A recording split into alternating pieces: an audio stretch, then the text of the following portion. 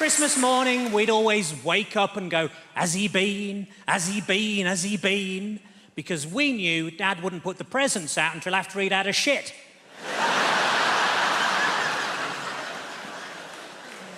It wasn't the jingling of bells we listened out for in our house, believe you me. Me and my little sister under the covers. I think I can hear Santa straining. I think I can smell his reindeer. This year I switched the lights on in Carlisle. It's nothing to do with Christmas, but they've got electricity now, so that's good. I bought an advent calendar for Jehovah's Witnesses. Behind every door, somebody tells you to piss off.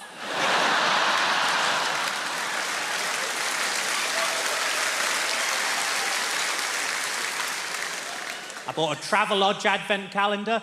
It's still got chocolate in, but you can't open the windows. I got a Microsoft advent calendar. You open too many windows at once and they all shut again for no bloody reason.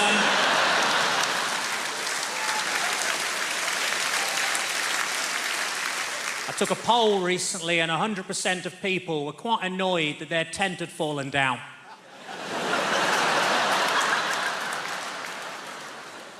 Last week I launched a book aimed at 9 to 12-year-olds, and I'm proud to say I hit one of the little shits.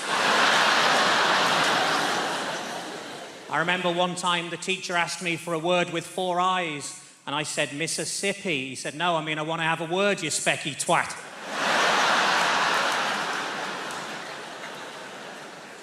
A friend of mine's been suffering from paranoid delusions, and now he thinks he's a chocolate orange. I worry he's going to be sectioned. Poor Terry.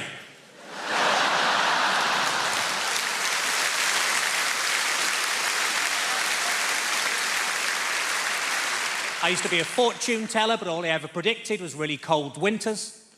Turned out the crystal ball shop had sold me a snow globe.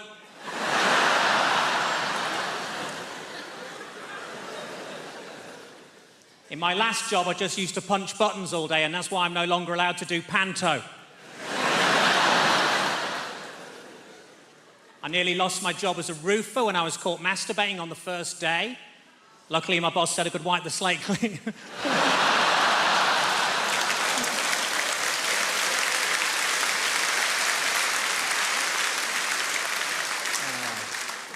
New Year's a time for getting healthier, isn't it? You know.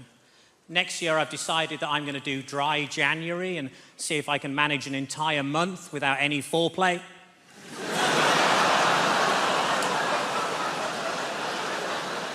My golf instructor said I need to work on my follow-through. I said, is it my swing? He said, no, you've got shit down the back of your trousers.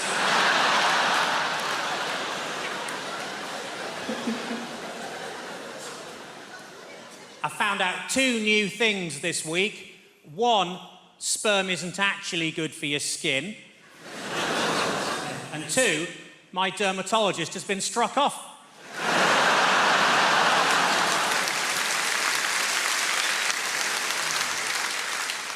My dad's been suffering from seizures. So far, they've taken his car, his house, and his boat. My wife always cheats when she's on a diet. She hides bars of chocolate all around the house and fucks other men.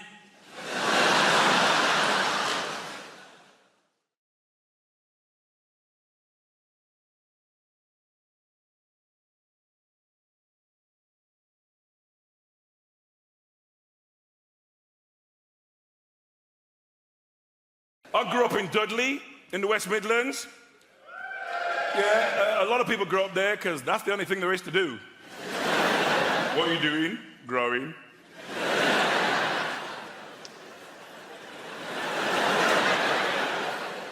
In the 50s, my parents emigrated from Jamaica to Dudley. Yeah, Nancy, I'm going to say that again just for you. They emigrated from Jamaica to Dudley. Why? What was my dad thinking? Bloody blue sky all the time. I want hail and sleet and snow. All this joyous reggae music. Where can a man get some Des O'Connor? We need pack your bags, we're going to Dudley. They made me go to church every Sunday. The Pentecostal Church of God in Prophecy. See, that's a black name. White churches are always called things like St. Thomas's. We're all outside going, St. Thomas's what? St. Thomas's Epiphany of the Shining Light of God in Christ in West Bromwich? Now, that's a name. You arrived late for church. Sorry I'm late, I was reading the signs. It's as good as Stephen King. I went to Blue Coat Secondary Modern School in Dudley. A lot of bullying there. I mean, you know, back in the day it was different as well. You get punched in the face, you keep it to yourself. Nowadays you go straight to the head teacher. Peter Wilkins has been punching me every day since the start of term. I'm not going to teach him anymore. I got a daughter, 17. She's got a pet name for me. Taxi. Yeah, because the only time I see her is in the car, and even then she gets in the back. I'm like, how was school? She's like, you're not one of those cabbies who's going to talk all the time, are you? Her childhood's different from mine. I mean, you know, when I was a kid, it felt like everybody in Dudley had permission to beat me. It wasn't just my mum. You know, I'd be mucking about in the street, suddenly, bam, Mrs. Fearon from number 14 slapped me around the face. Then she'd drag me to my house and tell my mum, Mrs. Henry, I saw Len misbehaving in the street, so I beat him for you. Do you know what my mother said to this woman? Thank you very much. I have 6 other children, help yourself anytime. We made a documentary in Dudley about my mom last year. My brother Paul said this on camera, no word of a lie. Lynn, when mom used to beat you, we used to think it was really funny. Bastards! Where's the solidarity in that? I'm getting my arse tore up, they're eating popcorn, they've pulled up chairs. Oh, it's not as funny as last week. Mom, work the ribs now, work the ribs. Mom, Harley Shuffle, remember? Harley, Boombaye. Mom, like Popeye, remember? Fabida, fabida, fabida, fabida, fabida. When Mom used to beat me, she always said the same thing. I'm not doing this for me, it's for your own good. Black parents are insane. I'm not doing this for me, it's for your own good. All the white people, what kind of parenting is that? Lamar's like, yeah, me too. Oh, man. You know what I'd like to see on television? Jamaican Super Nanny. Beat him if it's been bad, beat him if it's been good. Beat him to show how much you love him. Beat him till your arms hurt so much. You have to beat if I'm making your arms hurt so much. She wouldn't mess about, would she? All right, no. This is what I call the naughty cheer. What's that for? You pick it up and you beat him with it. I'm not doing this for me, it's for your own rotten good.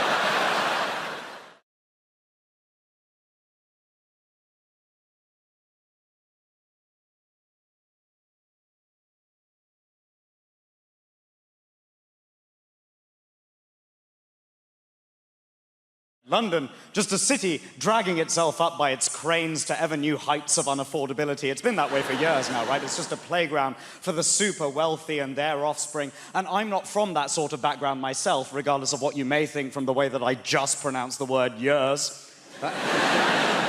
I'm not, it's just a voice. This is genuinely true. During the last year for which I have available data, the high school I went to sent more people to ISIS than Oxbridge. Let you guess which way I went?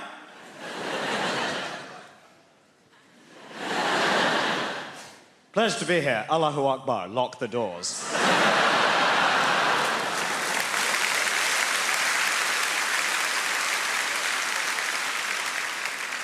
You might think the last line's obviously a joke. I'll get letters. Genuinely, I get strangers anonymously contacting me online insisting that I want to impose Sharia law on the West, which, as the atheist son of Hindu parents, makes me feel ever so naughty. Sharia, moi. And now, look at me.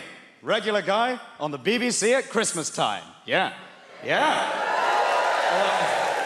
Although, admittedly, owing to the BBC's diversity regulations, because I'm on the bill, you now have to refer to it as Krishna time. I know, right? O.M. Ganesh. Lots of differences between the generations. My favorite Christmas film is Die Hard. My dad's still waiting for the Hindu remake. Die Hard, get reincarnated, die even harder. It's been an interesting time this year. Lots of changes in my area at the moment, right? My part of London is undergoing a lot of rapid gentrification, they call it, right? I don't know if I can be a gentrifier because I've gentrified places in the past. I work in the arts, don't get me wrong, right? I remember a while ago I lived in a place called Streatham in South London, and when I came towards the end of my tenancy, I remember walking to the station and realizing that overnight a minicab office had been replaced by a vegan bakery, and I was like, my work here is done. It's different from the way that it used to be, you know? When my grandparents came to this country with nothing, and yet they were able to start a family here, they were able to build a life for them, they were able to own property, largely because they drove down house prices in every neighborhood they went to, but they were able... property. It's not like that anymore for the different generations, right? So what do the young people do? You wait, you're probably watching this at home, all the generations together at last at Krishna time. Huh? All of the young people waiting for a grandparent to cough and hoping that that's what's finally going to get them on the property ladder. The problem is, as with any kind of inequality, with intergenerational inequality, the deck is stacked and we pretend it's a question of priorities that's made outcomes not identical, right? The number of times that I've heard, oh, you're worried you'll never get on the housing ladder, but you'll spend £3 on one of your fancy coffees, yeah? Oh, yeah, well, you'll never get a little flat, but you'll spend £3 on one of your fancy coffees. Bruv, that's because you bought all the £3 houses. Few of those left, I'd prioritize that over a gingerbread latte. That is not the world that we currently live in, right? Guys, I currently, as an individual, earn more than both of my parents did, put together, adjusted in real terms, when 23 years ago they bought a 4-bedroom detached house in North London. The problem is my fondness for brunch. Sure.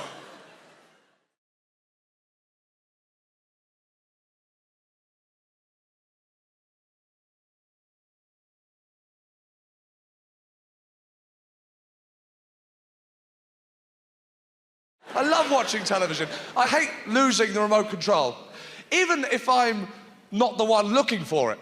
Because the house just goes crazy, doesn't it? Why does no one believe you when you say you are not sitting on the remote control?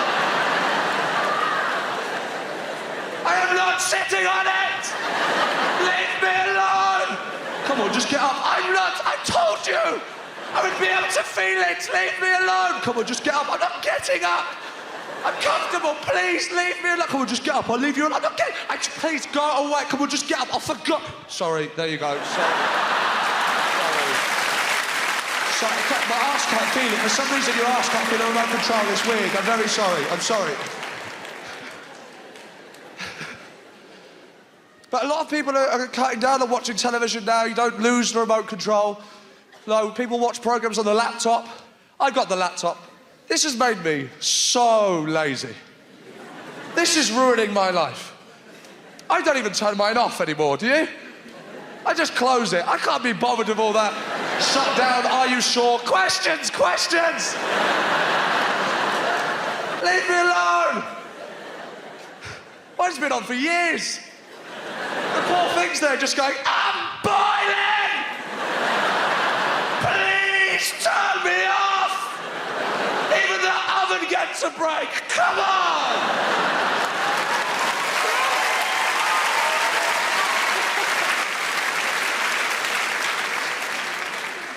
I got the laptop because I thought this would be brilliant. I'll have a computer on the move. I'll have a computer on the go. I'll be able to use the computer in the cafe, on the train. It'd be brilliant. The only time I ever use my laptop, just like anyone else, is lying down in bed. That's it. I'm not moving. That's it, isn't it? It's not even a laptop anymore, is it? When was the last time you put it on your lap? You put it there. It's a crutch top. That's what it is. It's just there, burning your balls. Sperm going, it's hot, please stop. just lie there in that disgusting position. You know that position in bed? You know that one that every one of your friends sees you in on Skype?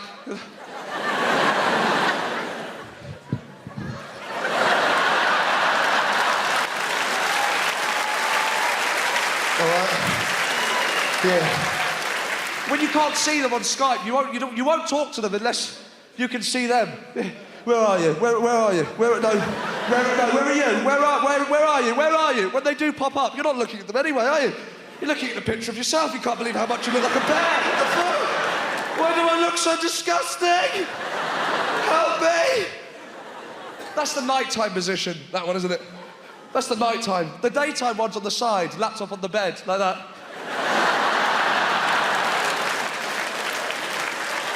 Looks like you're on Babe Station, doesn't it? Call me. Call me. Make sure you call me. You take for granted with a laptop. You know, you get uncomfortable in bed, you want to turn round. Yeah, the laptop, you're just going to, oh, that's better, watch it like that. You take that for granted. To being a kid watching a film at night, television will be on the side of the room going, I'm really enjoying this. I really want to turn round. You'd convince yourself that you'd listen for a bit. I'll just turn round for a bit and listen.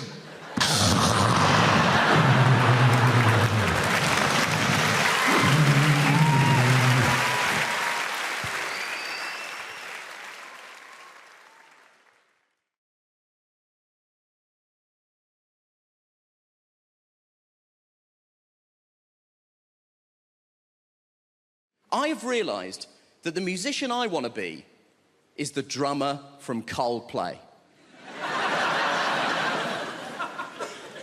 I want to be the drummer from Coldplay so badly because that dude is rich as shit and no one knows who the fuck he is.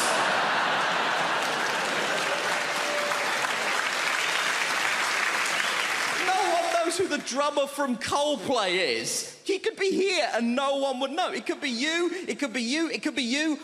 I'm not sure it's an Indian woman, but it could be. We don't know.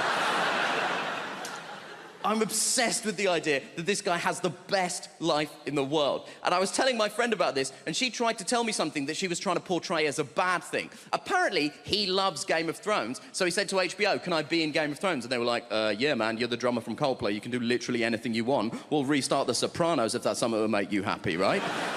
Now, he is in Game of Thrones. Confession time, I don't watch Game of Thrones, but even I know the Red Wedding is an important episode of Game of Thrones, right? He is in the Red Wedding. Guess what he is doing in the Red Wedding? He is the drummer in the wedding band. That is the extent to which this guy's anonymity is a borderline superpower. He is in the most famous episode of one of the most popular television shows in the world, doing the thing he is famous for, and no one noticed.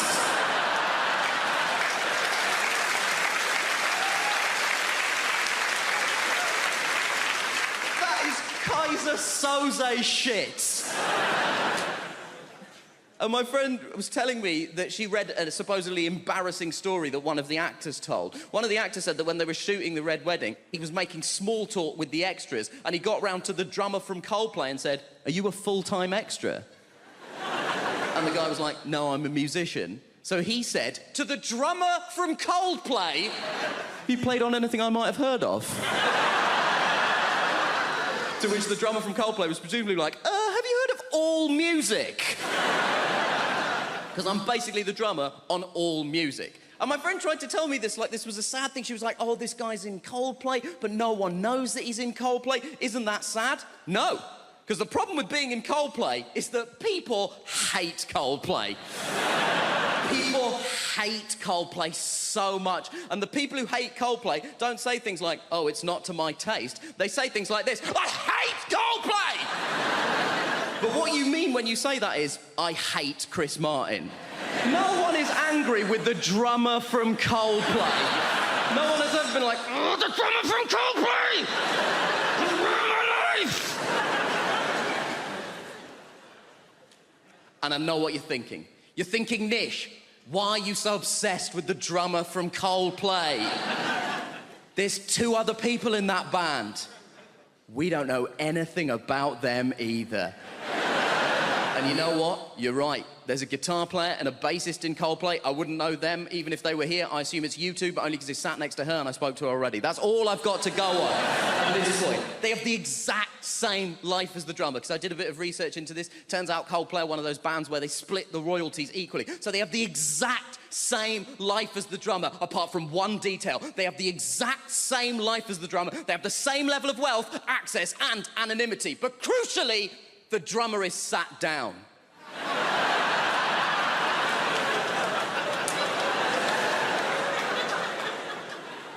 And that is the dream.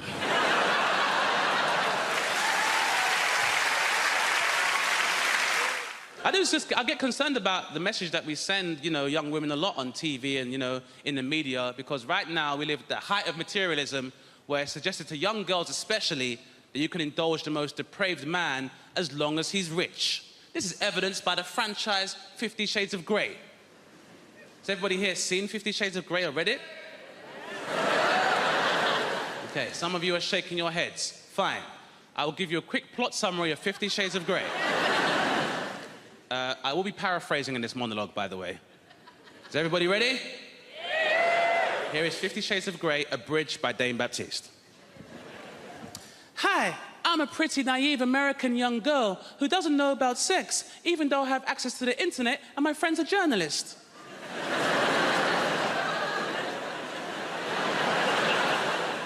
Mr. Grey, you seem so mysterious and rich. Can I interview you? That's right, baby. I am mysterious, and I'm rich as hell. Can I put a pineapple in your ass?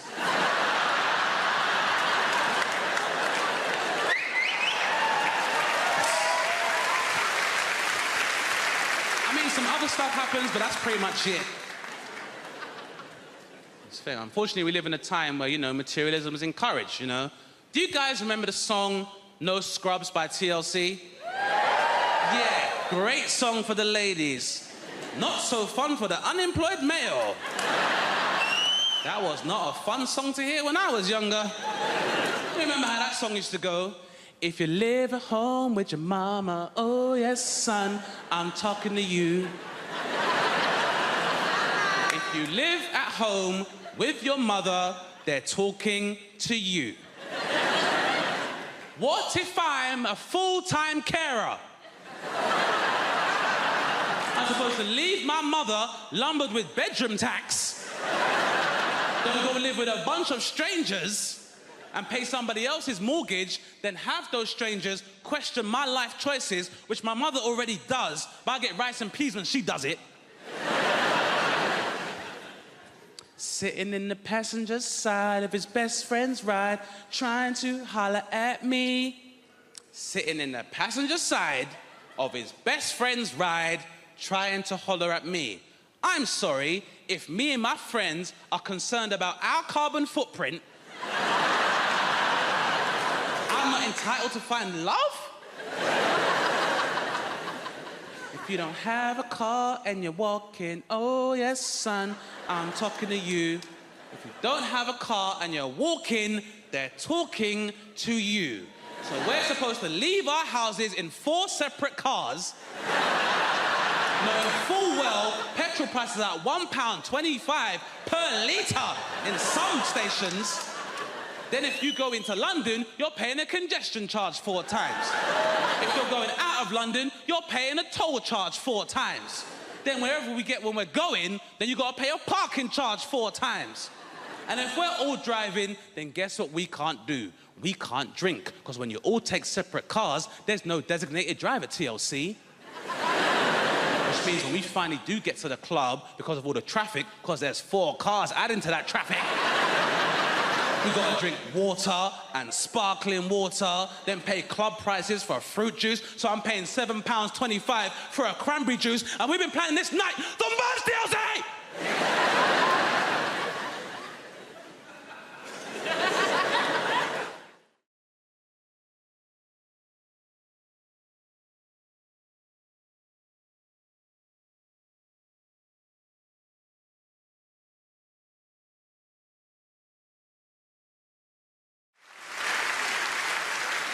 I've made a list of pros and cons, because I've been spending a lot of time in brothels and prisons.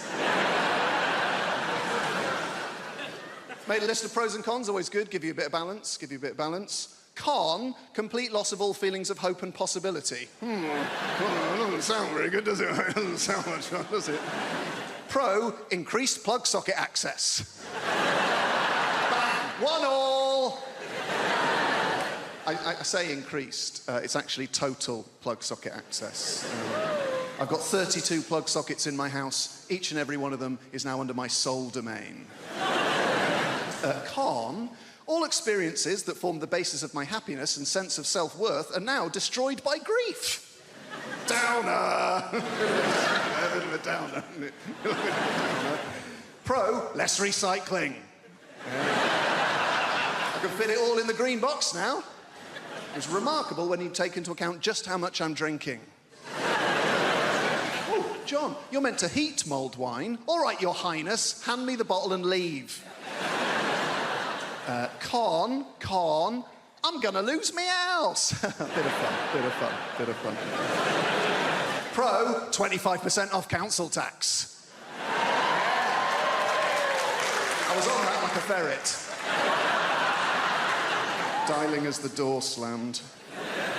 And that's us fresh out of cons. The rest are just pros, guys. Yeah. Increased freezer space, all 4 drawers. Cheaper gas and electric. Reduced wear and tear on fixtures and fittings. And when I say reduced, I don't mean by half, because I was only ever responsible for about 10% of scuffs and spills. So we're looking at a net reduction of 90% in real terms. This is my favourite one. Ultimate control over where the iPhone charger cable is and why it is there.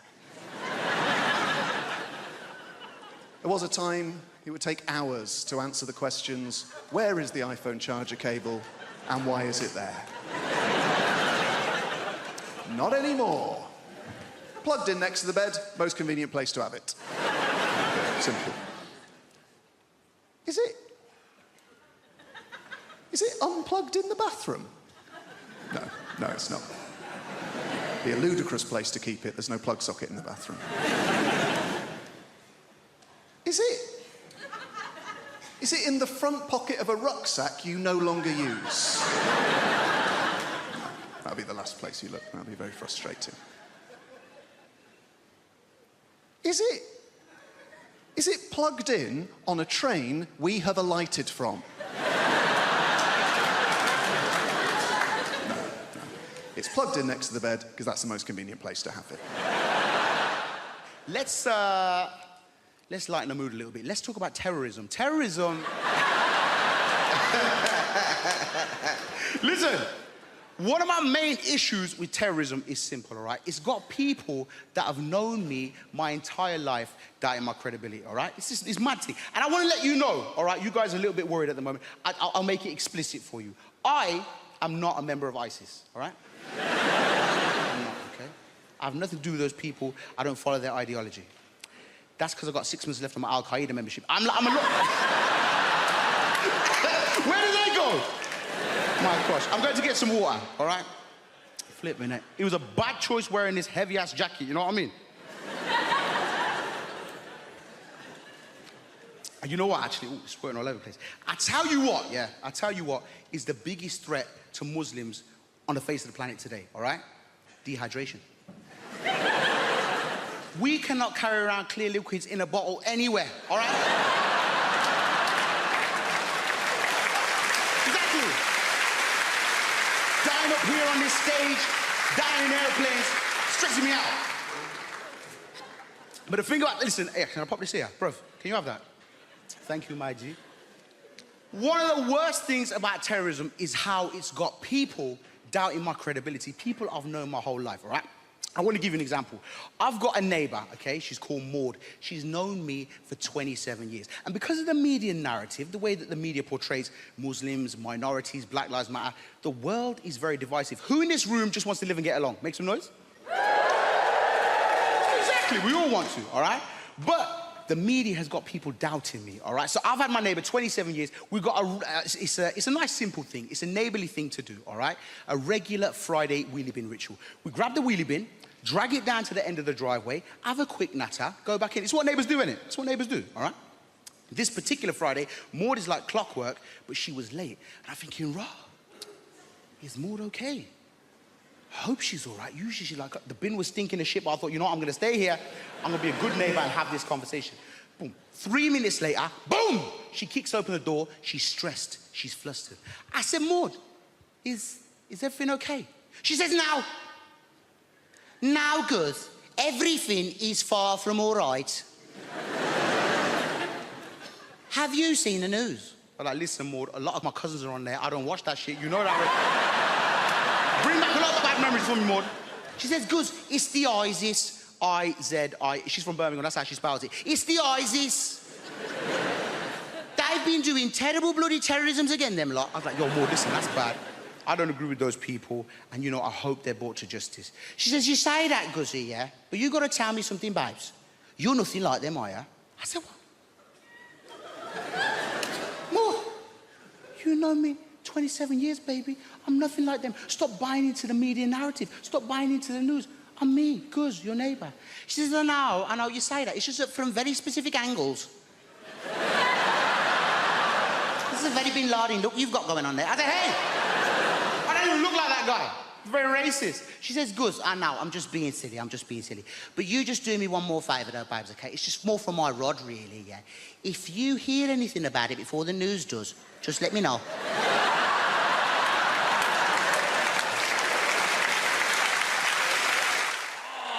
We have a great show for you tonight. We have a fantastic show. Very funny comedians. I know funny. Very funny. People always ask me who I think is funny. That's the number 2 question I get asked as a comedian.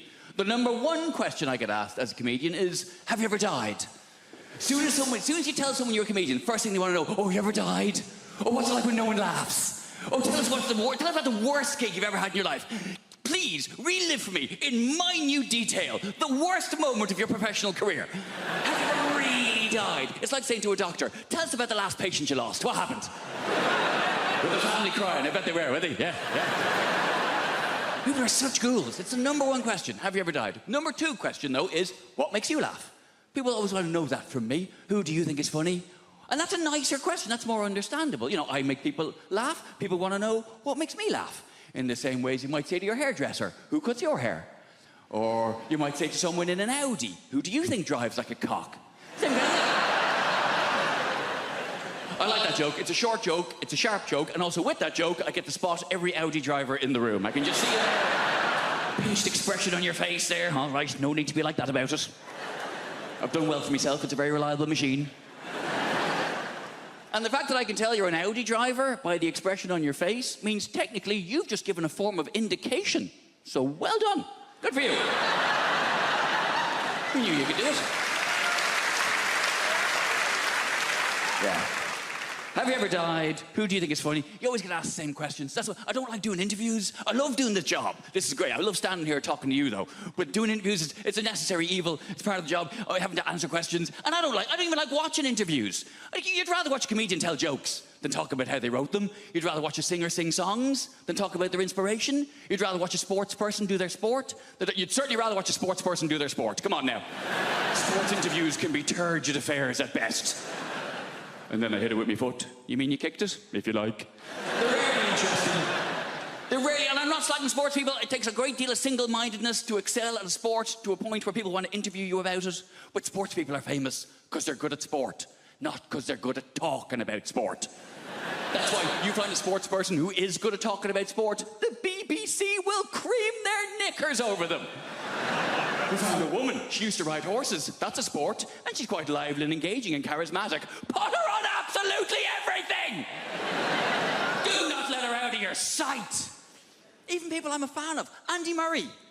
I love Andy Murray. Britain should be very proud of Andy Murray. He's done a lot to be proud of. He's won Wimbledon. He's Olympic gold medalist. And he put up with a lot of shit when he was named, 8th best in the world? Oh, you bloody loser, you. He's done a lot to be proud of. He's won Wimbledon, he's Olympic gold medalist, he's magnanimous in victory, he's humble in defeat. And he's a big comedy fan. He's been to see me live, I've met him, lovely bloke. But Jesus Christ. I am not listening to him drone on one more time about how he won, stroke lost another tennis match. I can't do it. And he hit back to me, and I'm very good at tennis, but he is also very good at tennis. Some days I'm better at tennis than he is, but I think what's happened today was he was slightly better at tennis than I am, and that's maybe why he won the game of the... Oh, for God's sake, man! I'm not very sporty, you can probably tell. I like hill walking. Doesn't really count as a sport. I like hill walking and camping. Proper camping, though. None of your glamping bullshit. Glamping. Derivation of the words glamorous and camping, where you stay in a yurt, which is more expensive than a hotel. What is wrong with you? A lot of people don't realize yurt is a derivation of the words yura and twat. A lot of people don't realize that. Going away with my wife, she does this thing, right? If you get her in an airport, I'm not allowed to have my own passport. It's embarrassing. It's embarrassing. I'm a 40-year-old man. I get to passport control. They say, "You got your passport, mate?" I'm like, "No. I'm not allowed to carry it." Apparently, I'm not mature enough. I don't know what happens, man. The moment you get near an airport, she becomes like some sort of Russian people trafficker. Do you know what I mean? She's like, "I must have all the passports. You cannot handle passport. You are too stupid for passport. I must keep all passports in zippy clear travel document folder, huh? Alongside printout from TripAdvisor. But you may carry the bags." I'm like a peasant boy for the day. "Oh, thank you, master. Thank you very much. Yes, it's a real honor for me to carry your bags, you know. 11 pair of shoes for 3-day mini break is a good idea, huh? Yes. Maybe you will become a centipede while we are in Egypt. Who knows?"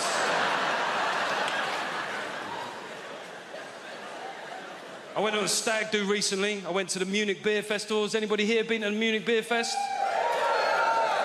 Seemingly everybody. How many days did you go for, mate? No days. Got deported on arrival. We went for 7 days. We got there on a Monday, right? We had 6 straight days drinking, Monday through Saturday. And on the Sunday, we said, we've got to do something different, right? So we went to Dachau concentration camp. Yeah. It was a weird shout. There's no getting away from it. Could have gone go-karting. I said, "No, let's do some World War II here." It took a long time to get there, and when we got there, it was shut. Now, yeah, it felt inconvenient. However, given the wider backdrop of historical suffering, I didn't necessarily think that my inconvenience was that big a deal, right? So I just thought I'll take it on the chin.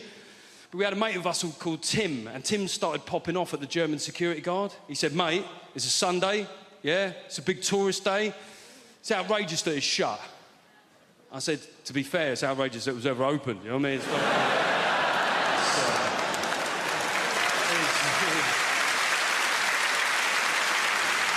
It is weird that you're making this about you, Tim, to be honest. People say dumb things, though, don't they? I was having a beer with my mate Wayne the other day, and Wayne likes to tell you where he was on the occasion of big historical news events that happened within our lifetime, right? So I mentioned 9/11, and Wayne went, 9/11, remember where I was that day? I was like, don't care where you were. I don't see how it's relevant. I don't see how your whereabouts on that fateful, terrible day will form some sort of meaningful historical footnote, Wayne. I'm being honest here. He looked hurt. He went, "All right, where were you?" He went, "Karate." I went, "See, that's exactly the sort of trivial shit I was worried about, Wayne." He said, "Well, you know, I was in New York 6 months before that. Makes you think, doesn't it?" I was like, no. To be honest, all it makes me think is I wish you'd been there 6 months later. Sorry.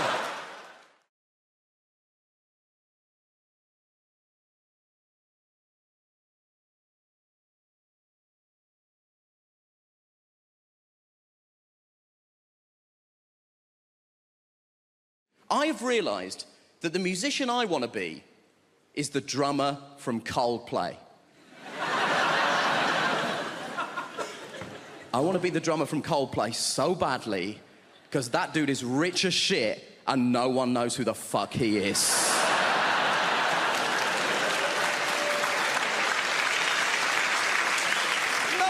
Who the drummer from Coldplay is. He could be here and no one would know. It could be you, it could be you, it could be you. I'm not sure it's an Indian woman, but it could be. We don't know. I'm obsessed with the idea that this guy has the best life in the world. And I was telling my friend about this, and she tried to tell me something that she was trying to portray as a bad thing. Apparently, he loves Game of Thrones, so he said to HBO, can I be in Game of Thrones? And they were like, yeah, man, you're the drummer from Coldplay. You can do literally anything you want. We'll restart The Sopranos if that's something that will make you happy, right? Now, he is in Game of Thrones. Confession time, I don't watch Game of Thrones, but even I know the Red Wedding is an important episode of Game of Thrones, right? He is in the Red Wedding. Guess what he is doing in the Red Wedding? He is the drummer in the wedding band. That is the extent to which this guy's anonymity is a borderline superpower. He is in the most famous episode of one of the most popular television shows in the world, doing the thing he is famous for, and no one noticed.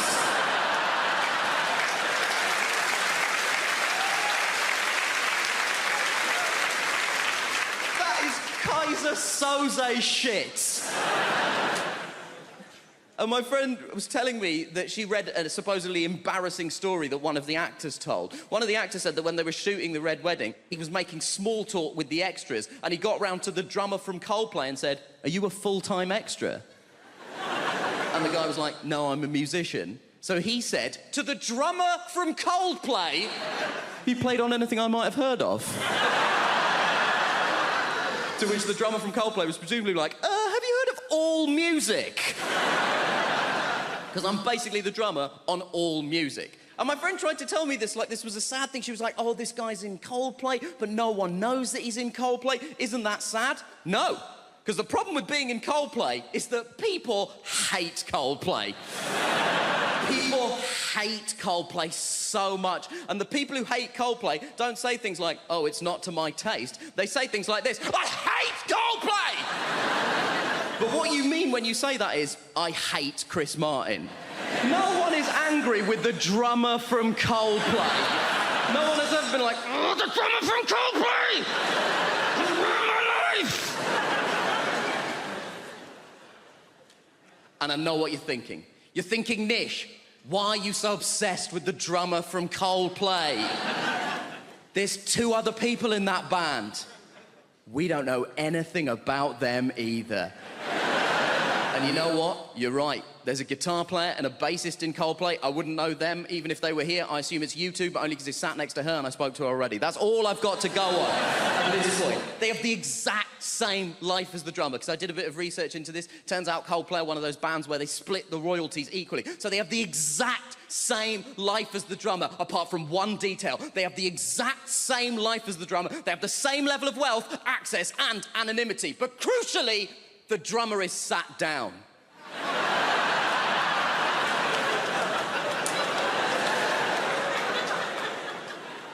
And that is the dream.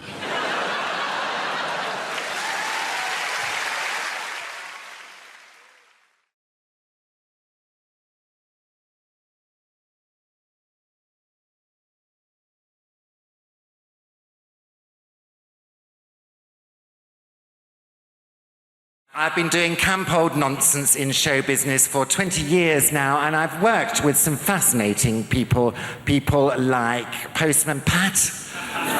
I'm sorry to tell you, but the man's a I'm sorry for language.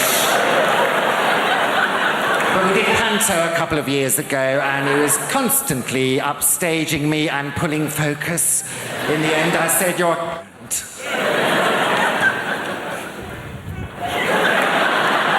doesn't walk like that off stage, you know, it's all put on.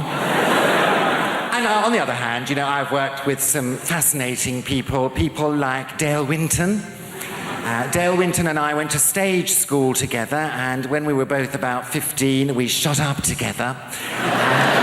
Dale is lovely. He'll do anything for anybody, anything from helping an old lady across the road to buggery. There was one awful occasion when he got a bit confused. Afraid so. Bugged an old lady across the road, but she saw the funny side of it. put it down to youthful high spirits. But if I had to think of a highlight of my career, well, there are two, really. I did 2 Royal Variety performances, and you get to meet the royals afterwards, which is the whole point, really. Have you met them, Abby? Not encountered any royalty, it's just a question of time. The second Royal Variety was in front of Her Majesty the Queen, and I was standing there with Frankie Dettori on one side, and she got to me, and just before she got to me, suddenly became aware of a little kind of smidgen of wind that was trapped within, as can happen, and I thought, well, I can't really drop one in front of the Queen. That's probably treason. So I'll have to get rid of it, and because sometimes you can get rid of wind from whence it came by, you know, willpower and internal squeezing. Well, I had a go at that, but it wasn't going anywhere. So I let nature take its course, and unfortunately, on that occasion, I shat myself. Isn't it always the way, though? Just when you're about to meet a monarch. No, it's all right. I mean, I better just explain, because I'm on this special diet, no wheat, no meat, no dairy, no cigarettes, no alcohol, I barely breathe diet. And as a consequence, my stools are not as other people's. They're very, very compact, kind of capsule-type affairs, hardly any bigger than a Nurofen Plus. And fragrant, I might add, generally lavender-scented, sometimes with a hint of juniper. People use them as drawer fresheners. They will be on sale in the foyer as you leave. Make an ideal Christmas gift. And she said to me, "Oh, very, very good. Were you very nervous?" I said, "Oh, just a tad." And so I thought I'd better get rid of it, and I shook my leg like that, and it shot across the stage. Who should be over there but Dame Shirley Bassey? Well, she's a wise old bird, and she saw it coming, and she deflected it like that. It shot through the air. Who should be over there with her mouth open as usual but Claire Sweeney? And I'm afraid... Poor old Claire. She's been talking shit ever since.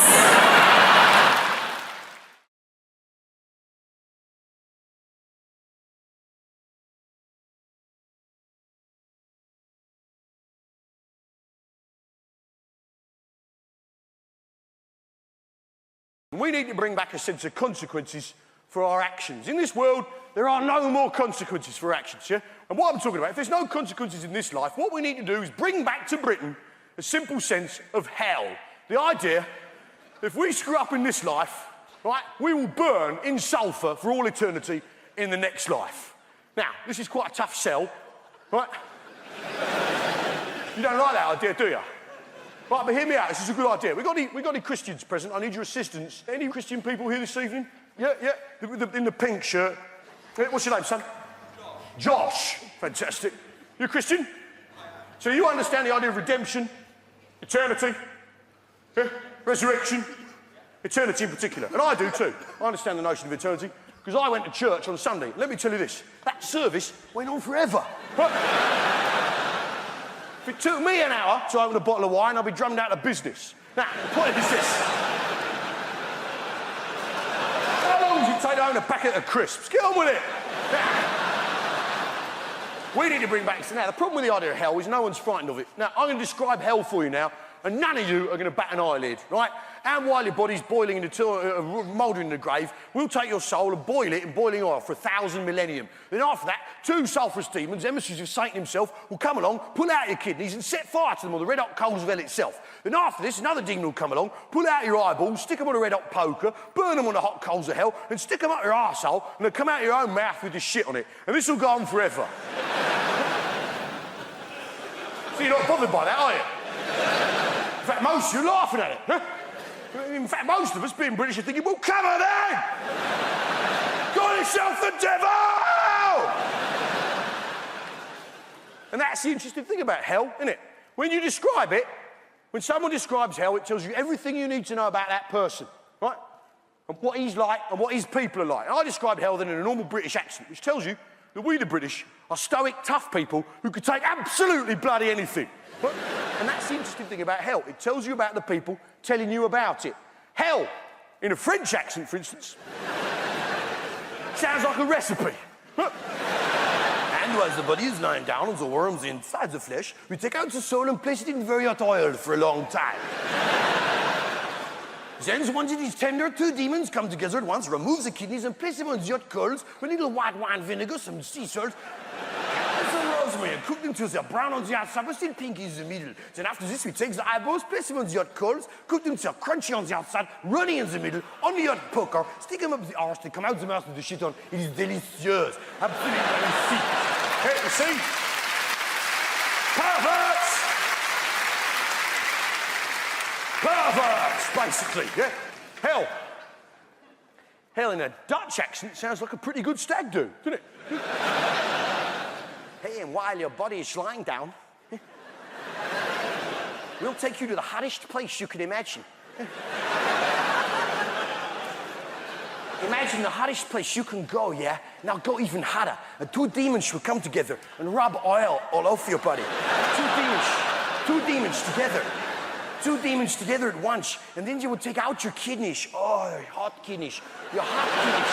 And place the kidneys in a hot place and cook the kidneys till they're hard. Until your kidneys are hard. And then take out your eyeballs and stick them in your bum hole. And this will cost you 45 euros. Hey, how are you doing? Sounds like an agreeable weekend.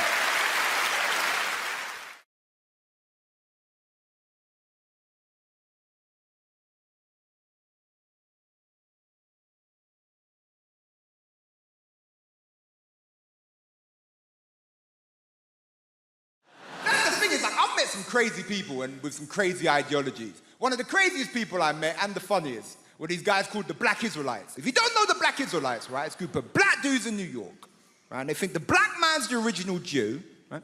They think the white man's the devil. I mean, look, you know, they have a point, right? And they think Jesus, right, is coming back to put white people in slavery, right? Which, look, I think is messed up. Because I think white people would make terrible slaves. Do you know what I'm saying? You know, you whip them once, they run to the manager. You know, you try and give them bread and water. Is it gluten-free?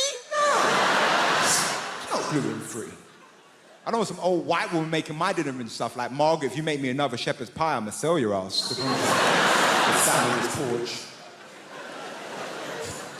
Start selling people. I don't know. I get called a lot of stuff now. Especially with the internet, I get called tons of stuff. I get called racist words, and I get called racist for making jokes about white people. I just want to say my mom's white. I have one at home. She's fine. I have one. I have no issues with white people, love white people, right? But everyone calls me mad things. And I'll be honest with you, when you get called a lot of stuff, you have to have like thick skin. You can't let it bother you, because it'll just get you down if you always listen to that stuff. And it's never bothered me, except for one time. Someone said something about me, and it just really annoyed. Basically, someone called me middle class, and it just really... I threw my avocado on the floor. I was perturbed. I was like, mother, take this away. I can't finish this avocado.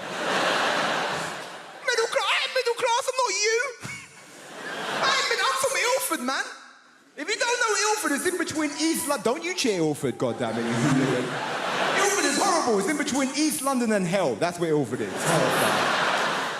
Don't want to go Ilford, right? And it's that weird thing. It's like you work hard and then people think they can take away your identity from you. And that's like a weird point. It's like you can't be working class because you've worked hard. You get to play lovely gigs like this. You can't be what you are. And the thing is, like, I am working class in my heart. But there's a conflict. My brain says different sometimes. You know, like sometimes my friends will call me from prison. It's just what it is.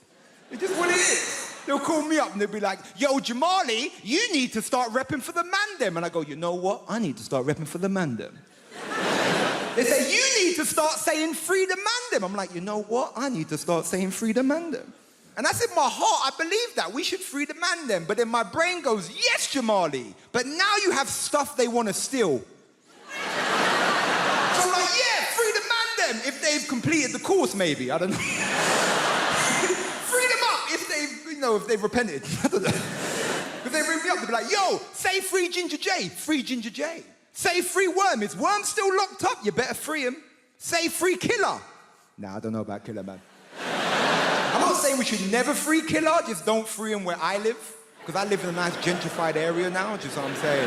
So it's like, and I'm angry at gentrification, but it's hard because it's delicious. I'm drinking my latte going, oh, these hipsters, do you know? Like, so yeah, free hit killer, but just not where I live, not in my community. Because gentrification is a weird one, because does anyone remember when London was shit? Like, Hammersmith was shit. None of you would have been able to be here. It was that bad. It was never Peckham shit. Peckham was shit. I go as far as Bethnal Green and look at Peckham through a telescope. That's as far as I But gentrification is a weird one because can we disagree that you see like middle-class hipsters that moved to the ghetto pre-gentrification are some of the most bravest people in the world? Only a hipster can go to the hood and go, no, I see potential. Seriously.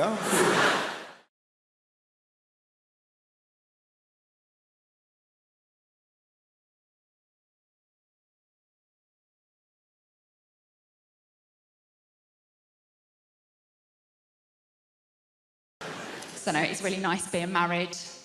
I like it. I feel like it's turned me into a woman, you know. I know it's turned me into a woman because I've started buying candles. Bitches love candles though, don't they? Bitches love candles. They're so expensive though, the fancy ones, like the Joe Malone ones. I've worked out it's actually better value and you can get the same effect if you just set fire to a £20 note and sniff a fig roll. Not just candles am I buying though, guys. I've been buying other little bits for the house. I call them trinkets. Australian husband calls them great. Another bit of tat with a shit quote on. It's not true, they're essentials. How else am I supposed to remember to dance like nobody is watching? Unless I have a piece of driftwood to remind me to. Essentials. But my sister says the reason I like all this stuff is because I'm nesting, and she thinks that's really good. She's like, you need to have a baby. You need to have a baby so you've got something to look after you when you're old. I'm like, hang on, isn't that what the NHS is for? Unless the NHS is that screwed that by the time I'm old, you literally have had to give birth to your own medical professional. Push, push, oh, congratulations, it's an oncologist thing. Because I'm not sure about having kids right now, so it means I'm very aware of my contraception. So I've done all the research for you. So the pill, 99% effective. Condoms, 99% effective. Eating a large Indian takeaway. And then going, oh, look how pregnant I look. 100% effective. But my view on kids actually helped me become a little bit of an internet sensation earlier this year. There was this thing on Facebook, I don't know if you saw it, it was called the Motherhood Challenge. So it's where mums were putting up 5 photos of themselves that made them proud to be a mother. So there were pictures of like little Ken on the beach, little Ken trying avocado for the first time, little Ken asking, what kind of a name is Ken for a toddler? Lovely, lovely, lovely. Now, I do not have a problem with anyone being proud to be a parent. I just saw a lot of this stuff, thought I'm going to do the opposite. I did the non-motherhood challenge. I posted 5 photos of myself that made me proud not to be a mother. 4 of those were pictures of me asleep.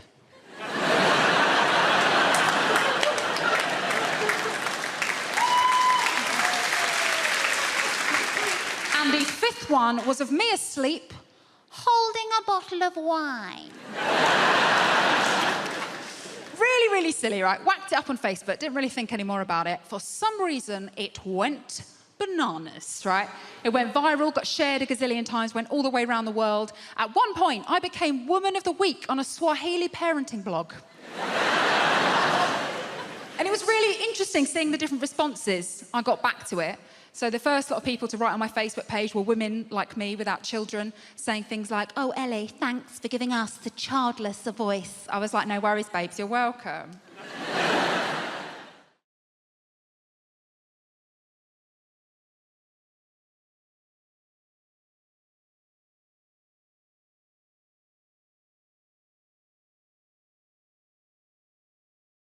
One of the major good things that's come out of it is how we've embraced new technology, isn't it? Because it's just unbelievable. Who knew what Zoom was 2 years ago? None of us. Like last week, I had to do a speed awareness course online. Now, you should be doing that on something called Zoom, but that's the world we're in now. It's the world we're in. I've got a phone that can recognise my face. That already makes it better than my nan. Come on! I embrace new technology. I do, because could you imagine if this pandemic had happened like 30 years ago? No internet, no Zoom, no Pornhub. I don't know why I looked at you, sir, but I did. Because I think we've forgotten, here in 2021, we've forgotten what really being bored feels like. Like proper bored. My friend's little boy said the other day he gets bored waiting for an app to load. Fuck off, mate. That is not boredom, is it? I'm talking Sunday afternoon in the 80s. That was boredom. When it was raining, you'd read every book in the house. I grew up in Maidstone. That's a Mills and Boon and an Argos catalogue. Your mum's watching something black and white on the only telly in the house, so you listen to your Walkman for a bit, but the batteries are dying, so Madonna's Like a Virgin sounds like Barry White singing it. You know? You can't go and buy more batteries, can you? You can't, because all the shops are shut. And I mean, all the shops are shut, even the petrol stations are shut, and then when you think your day can't get any more tedious, your dad would go, get in the car, everyone, we're going to go and visit someone. That's what we do, isn't it? On a Sunday afternoon in the 80s, we would visit people for no reason other than to ruin their day. Do you know what? Young people don't believe this when you tell them. We never told them we were coming. Could you imagine doing that to someone today? They'd be livid, wouldn't they? We used to spend every Sunday with people wishing that they'd hoovered and we'd fuck off, didn't we? I'm right, aren't I? The only people who phoned ahead in the 1980s were the IRA. Fact.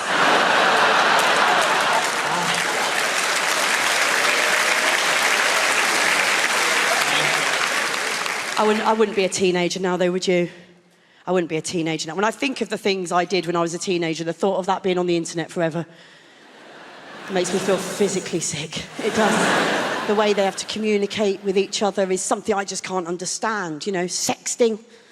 I couldn't write a sext. I don't know what to put in a birthday card. When I was a teenager, if I wanted to leave a sexy message for a boy, I'd have to ring his landline and leave a message with his mum. You want to what, dear? All over your what? Different times, isn't it? Different times. There was a boy I fancied at school. I couldn't text him to write him a note, stick it in his school bag. And I'd make him a mixtape. Write him a poem. That's all we had, didn't we? I genuinely think a 14-year-old girl today, she would be more freaked out if you sent her a poem than if you sent her a picture of your knob. A poem would freak her out more. She'd be with her friends going, I mean, it was like a song, but it wasn't a song. And there was no cock in it. Not even a bollock, no. Different times, you know. Apparently, young people today, they are most likely now to have their very first sexual experience online. Via FaceTime or Skype. They're not even in the same room. You've got one teenager in this house on their phone and the other teenager in this house on their phone, and that's how they're having their first sexual experience. And I just think, do you know what? Getting fingered behind a caravan at a fairground is not ideal. But at least I was getting some fresh air.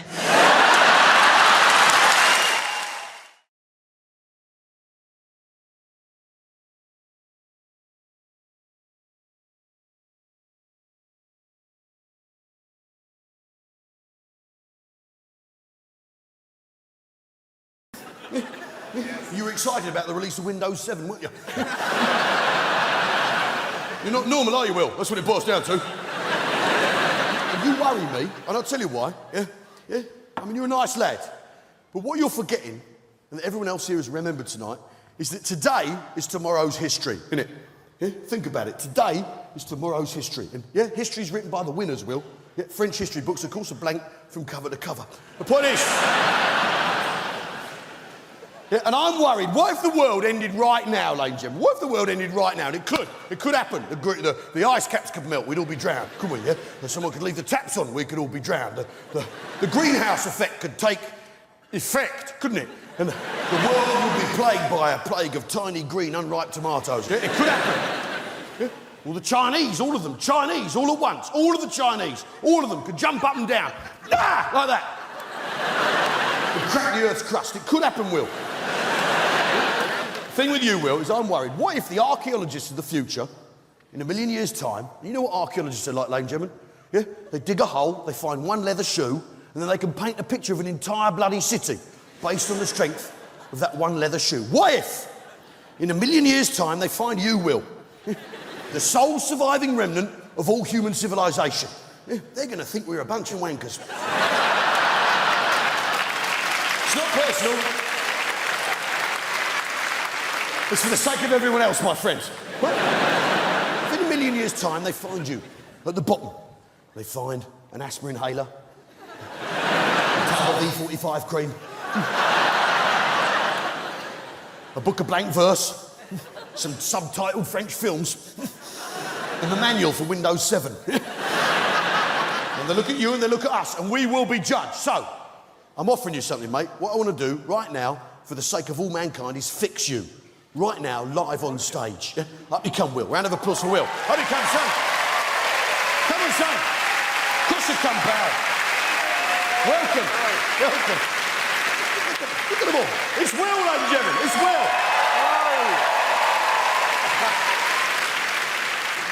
Welcome. Yeah, you got any hobbies, Will? I quite like tennis. You quite like tennis? Quite like tennis. I've got a lot of work to do here, haven't I? You disgust me. Now, It's a good game. Shut up. Now, what we're going to do, it's dead simple. What we're going to do is we're going to do compare and contrast between me and you. Right? Normal and Will. Okay. You up for this? Yeah. Okay, so put your hands out in front of yourself like that. Yeah, like that, so everyone can see them. Yeah? That's it. Yeah? Now look at my hands. Yeah. Now look at your hands. Yeah? Now look at my hands. Now look at your hands. Now look at my hands. Now look at your hands. Now, tell me, Will, what have I got that you ain't? You've got 2 rings on. No, it's not the rings. But what's happening there, mate, is I'm pointing at the moon and you're looking at my finger. Yeah? Can't see the wood for the trees. What I've got that you haven't is class, isn't it? How so? No, look, I'll sort you out, pal. Here, put this on. Put that on. It's too big. Yeah, put it on. Which finger? Yeah, shut your face. Which finger? Put it on. That one, you donut. There you go. And the other one. There you go. Yeah, and now, here we go. Let's sort you out. Yeah, you got rubber bands on and stuff, haven't you? Hey, rubber bands. Yeah, to show how much money you give to charity. You arsehole. Hey, shut. Yeah. We're nearly there. Let's see it. Nearly. One last touch for you, Will. 1 second. Here we go, pal. How about this? Yeah. Put this on. There you go. Yeah, pop that on. Yeah. Calm yourself down, Kerry. There we go. Fantastic. Now take a look. You feel better. It looks better, doesn't it, gentlemen? Yeah.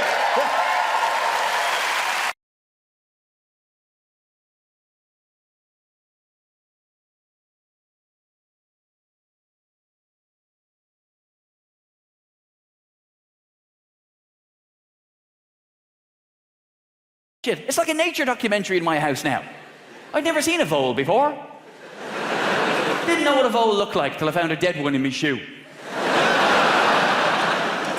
A pheasant. A fully grown hen pheasant. That's the biggest thing the cat's brought in still alive so far. Which I know does make it sound like he's brought in bigger things than that dead. 2 wolves and a postman, just in case you wonder. A pheasant. Now, have you ever had like a little bird, like a blue tit or a chaffinch or something like that, get into your house? They suddenly seem huge, don't they? Suddenly you're being terrorized by this winged beast. See a pheasant? They're big outside. They're big in your garden. See, when you're in your living room, they're gigantic. Because certain things seem bigger inside than they do outside. That's just a trick of perspective. That's why a car showroom works as a concept. Because a car indoors looks a lot bigger than a car outside on a forecourt. Sales psychology. Certain things seem bigger inside than they do outside, and you ladies would do well to bear that in mind. I come down the stairs, and there's this pheasant, which incidentally wasn't keen on moving out once it had tasted the high life of Castlebarn. I don't know if he'd said to the pheasant, honestly, just show them your arse now and again, they'll feed you. They're idiots, come on.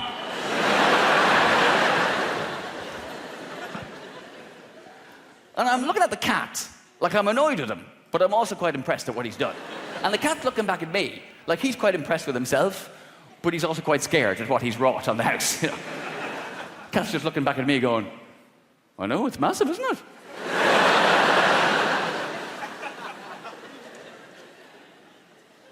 I'll be honest with you, I thought it was big when it was outside, but...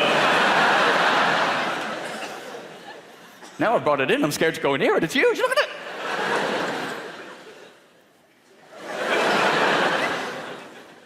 Anyway, I got you this. If you don't want it, put it on eBay. I don't really give a shit. I'm making fun of the cat, I'm slagging the cat, it's my nature, but I actually did grow to quite like him. I did develop a certain level of grudging affection for the cat. But we had a bit of a step back in our relationship recently. The first time I saw him kill and eat a mouse right in front of me. Then there's a far more malevolent force living in your house. When you actually see that happen, he was there with his mouse on the welcome mat. On the welcome mat! Did you know that cats had a sense of irony? I did not. Welcome to your doom. And he's just playing with this mouse, and it's horrible, and the mouse is fighting back like it has a chance, and he's letting it go, and he's catching it again. And then it was just like so callous. He suddenly just flipped a switch and just went, I tire of you now. Tossed it into his gob and ate it in 3 gulps, the bones crunching and everything. Tail falls there, guts fall there, and then the cat just looked at me. He just looked right at me as if to say, see that? Now we know what I'm capable of. We'll have no more of this dry food bullshit, yeah? There's my little arse.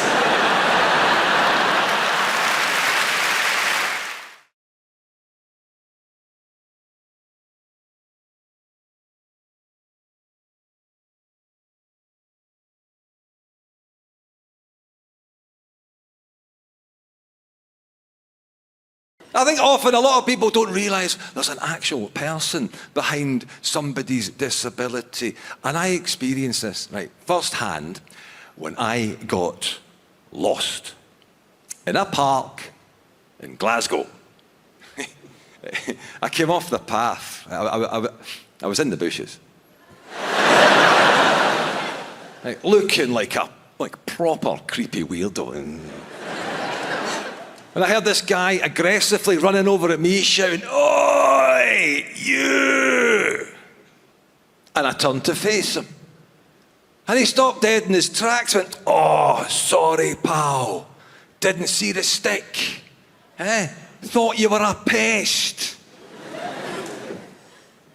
You do know that's a pig guy.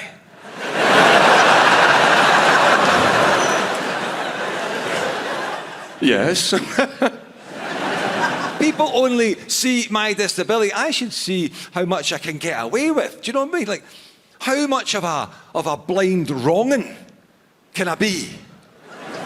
Just go into a supermarket, blatantly shoplift a coat.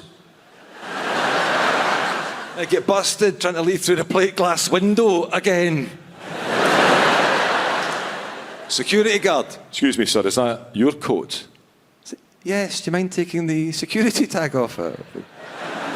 "Certainly, sir. Can I just see your receipt?" Right, big innocent face. Hand him a blank bit of bog roll.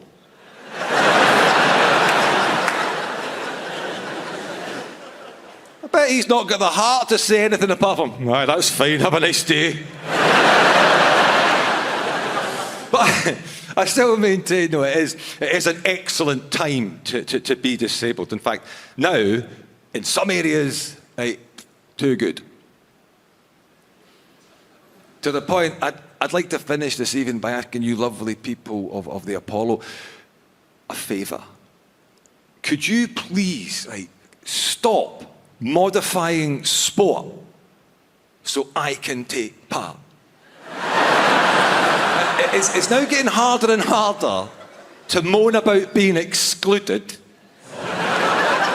when I am always being made to feel so very welcome. Not everything has to be accessible. There's a message. Being blind is a brilliant reason not to have to do something.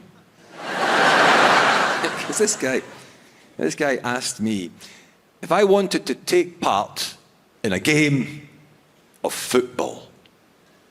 You cheeky bastard. Oh, I'm going to guilt trip you, my friend. I'd love to take part in a game of football, yes, but I just don't think the blind man's that welcome in the hallowed turf. Not realising Blind football? It's an established sport. What sick prick came up with that? 22 blind lads running like fuck at each other. They're trying to kick a ball with a bell in it. Guys, that's not accessible. That's a blood sport. And who goes to see it?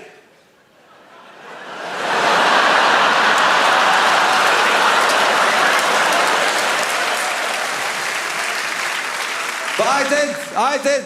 I played my part. I took part in one game. Yeah, they put me in goals. But I learned one thing. In flight, a ball with a bell in it is silent.